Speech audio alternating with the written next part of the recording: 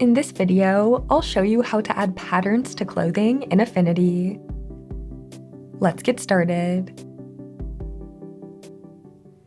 So to start, I just want to give you a brief overview of the pattern technique.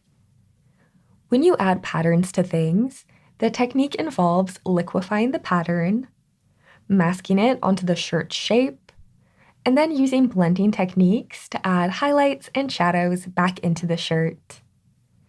It's a really nice technique, but I think it's missing one element of realism. When shirts are sewn together, the sleeves and the neckband are sewn in separate pieces to give the shirt the right shape. Because of this, it doesn't really make sense for the pattern to perfectly match up from the main body to the sleeves. These pieces are separate, so the pattern should be broken up in these spots. So for this video, I want to show you how to add patterns in the most realistic way possible by breaking up the pattern in different areas. Doing this will involve a few more steps, but I think it's worth it. So let's jump into Affinity. If you'd like to follow along with me, I've left a download link to the photos that I'll be using in the video description.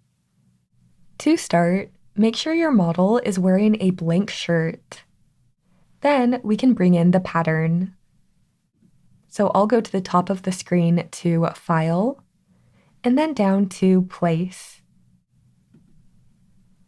I'll select the pattern, I'll open it, and then I'll click and drag to add this pattern in. So that we can see the shirt underneath, I'm just going to lower the opacity of this layer.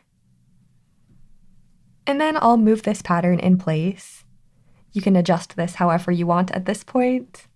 And once you like the placement, we can go ahead and mold this pattern to the shirt underneath it. Since this pattern is just a flat sheet right now, we need to liquefy it to match the natural curves of the shirt. So to do that, I'll go to our filters, and I'll apply the liquefy filter.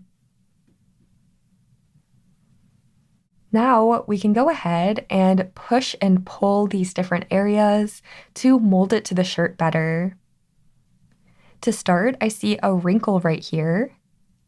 So I'm going to push the pixels toward the wrinkle on one side, and on the other side, I'll push it toward the wrinkle as well, to create a natural bump in this area. There's a few more little wrinkles up here, so I'll do the same thing, pushing the fabric and pulling the fabric side to side around those areas to create the bunched up look. Down here, we can also do this. I think I'll push it in a little bit and pull it down to create a natural looking curve in that area. So once you've pushed and pulled everything around nicely, you can go ahead and press Done to finish. Now, this liquefying is not permanent. You can always go back and change it at any time by clicking on this liquefy icon.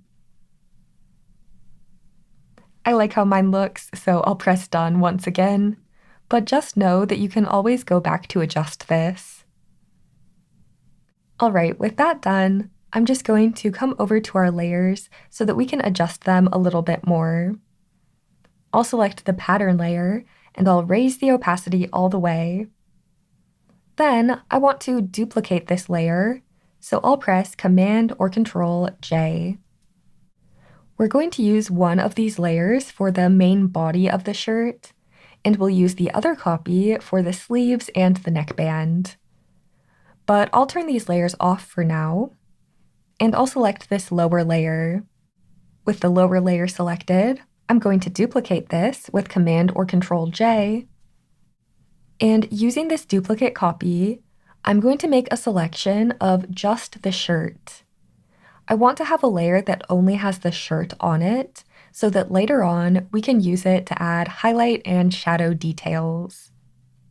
So with this selected, I'm going to go over to our Object Selection tool. I'll select it, and then I'll hover over the shirt. I'll hold Alt or Option to isolate just the shirt. And you might need to move your cursor around a little bit to get a good selection. In this case, I found going up to the top of her shoulder makes the selection pretty good, so I'll click right here to make the selection. And then I'll go down here and I'll press on the mask icon. I'll deselect with Command or Control D. And then, so you can see what's going on, I'll turn off this lower layer. So now on this layer that has this mask, you can see we only have the shirt. I want to make sure that the shirt is a very good selection, so I'm going to zoom in, and I'm going to paint along the edges to clean up the mask. To do this painting, I'll grab the paintbrush, and I'll make my brush a bit smaller by using the bracket keys. And going around the edges, we can paint in black and white paint to clean things up. So right here, I see some smudginess.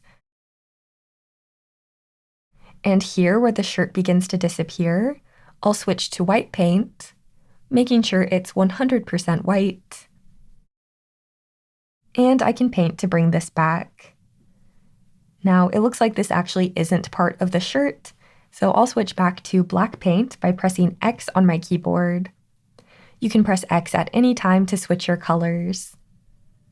So I'll just paint to remove that. And I'll go all the way around the shirt, painting in black and white paint to make sure the edges are nice and clean. There's some yellow on this side, but I think that's just part of the shirt. Some of it is the background, but you can see up here there really is yellow reflecting on the shirt. So I painted to remove a little bit of it, but honestly I think leaving a little bit of that yellow is fine. I just think it's natural fringing on the shirt. Right up here we have a pretty messy area, and it's hard to tell what I should remove and what I should add. When something like this happens, I just make my brush larger, and then I paint in white paint to reveal the entire area. Then I can switch back to black paint, and I can very clearly see where the edges should be. In sharp corners like this, I like to paint a little bit too much, and then I'll press X to switch to white, and then I can just bring that back, and you can see we have a very nice clean edge right there.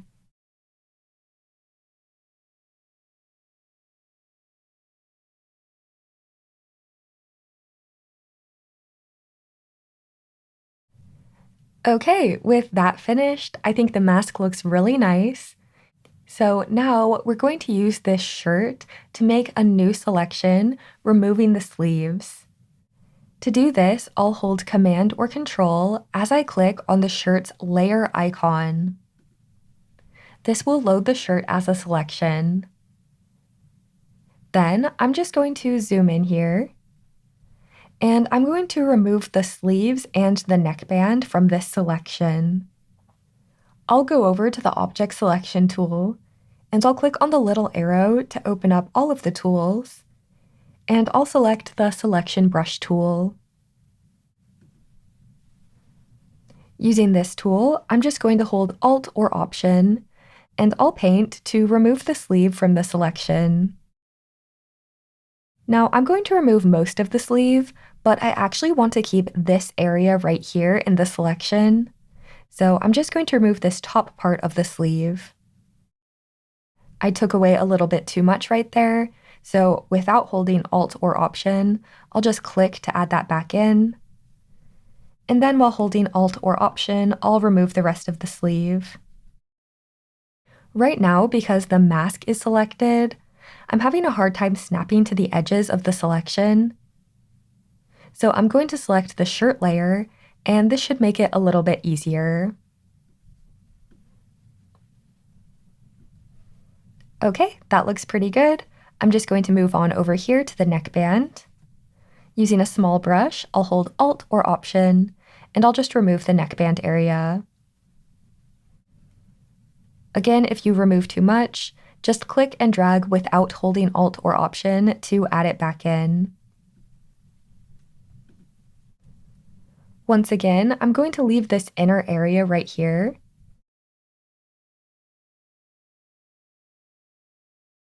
And I think that looks pretty good for the neckband. So I'll just repeat this again down here for the sleeve, but I'll leave this inner area right here in our selection. Okay, with that finished, I'm going to turn one of the pattern layers back on. And then with the selection still loaded, I'm going to click on the mask icon to mask the pattern to the selected area. I'll deselect with Command or Control D, and you can see now on this layer, we have the pattern only applied to the main body and these little inner areas right here. Let's just make sure the edges are nice and clean on our mask. I'll zoom in, and then I'll grab the paintbrush, and once again, I'll paint in white and black paint just to make sure the edges of this aren't jagged.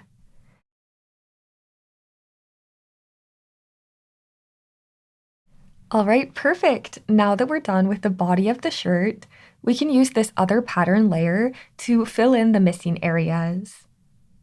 First, I'm going to select this layer and I'll turn it on. And then, using the Move tool, I'm just going to move this layer a little bit so that the pattern doesn't match up. Now, to make this easier to see, we can lower the opacity of this layer. And then as I move it around, you can see that the leaves no longer line up. Now, there are a few wrinkles on this sleeve that I want to make sure stay liquefied. So I'm going to click on the liquefy layer icon. And then I'm just going to move the fabric around again to make sure that that area looks good. Then I'll press done. And we can click on the entire layer and raise the opacity again. So I want this pattern to only be applied to the sleeves and the neckband. First, I'm going to load the entire shirt as a selection by holding Command or Control and clicking on the shirt layer. Then I'll apply a mask to this pattern layer, and I'll deselect with Command or Control D. So we have the whole shirt on this pattern layer, which is a good start. Now we just need to remove the body of the shirt. We can do that by holding Command or Control and clicking on this layer right here. And now you can see we have the main body loaded. I want to remove this on this pattern layer. So while having the top pattern layer's mask selected, I'm going to go over and grab the paintbrush, and I'll paint in black paint over the selected areas to remove it. So I'll make my brush nice and large, and then I'll just paint in black paint over the entire selected area. Now I'll deselect with Command or Control D. And now we have the pattern masked nicely to the sleeves and the neckband. Let's just double check the edges of the masks to make sure everything looks covered nicely.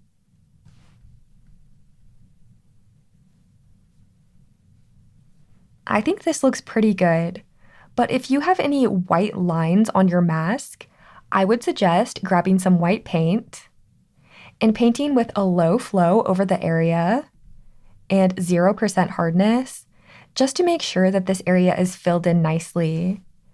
I don't see the white lines on my mask right now, but as I've practiced, I have had that happen before. So if that happens, just paint with a small brush right along that edge to clean that up. But in this case, I think this looks pretty good. So we can go ahead and move on to blending the layers together. We are all done with the masking steps. So now I'm just going to turn on the main photo layer again. And now we're just going to blend in all of these layers. To start, I want the main body of the shirt to look a little bit more separate from the sleeves. To do this, I'm going to add a curves adjustment to this layer.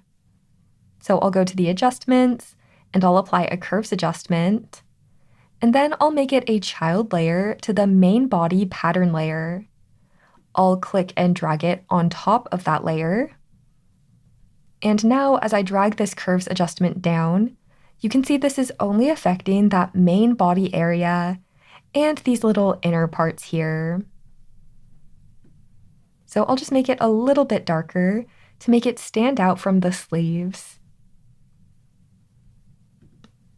Next, I want to blend these pattern layers into the shirt better. I'm going to select both of the layers by holding Shift. So now we have both of the layers selected. And then I'm going to change the blend mode up here. I think the multiply blend mode looks pretty good for this. You can start to see the wrinkles coming through here. And I think this is a really nice start. But we can push this even further. To do this next step, we need to use the layer that only has the shirt on it. I'm going to click and drag this so that it's on top of all of our layers. And then I'm going to duplicate this with Command or Control J. We can use one of these copies to make the highlights stand out more, and we can use the other one to make the shadows darker. I'll turn off this top layer and I'll select this one so that we can begin making the highlights stand out more. So the original shirt has a lot of highlights since it's white. I want to keep the brightest white areas on our shirt without affecting the dark shadows. To do this part, I'm going to use blend ranges. So I'll click on this gear icon, and we can use this graph to show the highlights or shadows of this layer. I want to keep the highlights, so I'll leave that node raised, but I'm going to lower the shadows node. You can even move it over more so that it's affecting less of the shirt. I think somewhere around here looks really nice. You can see the highlights blending into the pattern layers. Here's the before and after. I think that looks really good. So with the highlights looking good, now we can use this top layer to enhance the shadows. I'll turn it on. And this time, instead of using blend ranges, I'm going to change the blend mode of this layer to multiply. Here's the before and after. You can see, especially in these dark shadow areas, that this has gotten a lot darker, making the shadows really stand out. I actually think this made it a little bit too dark, so I'm going to use a curves adjustment to make it a little bit brighter on this layer. I'll click and drag the curves adjustment so that it becomes a child layer to the top layer. And then I'm just going to make this a little bit brighter by clicking and dragging, raising this highlights area, and lowering the shadows area back down. I think this looks a lot better. Here's the before and after of brightening that up a little bit more. And I think this is looking really good. So with that finished, I'm just going to hold Shift to select both of these top layers so that I can show you the difference. Here's the before and after of adding in the different shadows and highlights. And now I'll just hold Shift to select all of our layers so that you can see the complete before and after. I know that was a lot of steps, but now you know how to realistically add patterns to clothing. If you enjoyed this video, I'll leave a link in the video description to my free Affinity course. In the course, you'll learn 10 simple steps to make any photo amazing. Thanks for watching, and I'll see you in the next Affinity Revolution tutorial.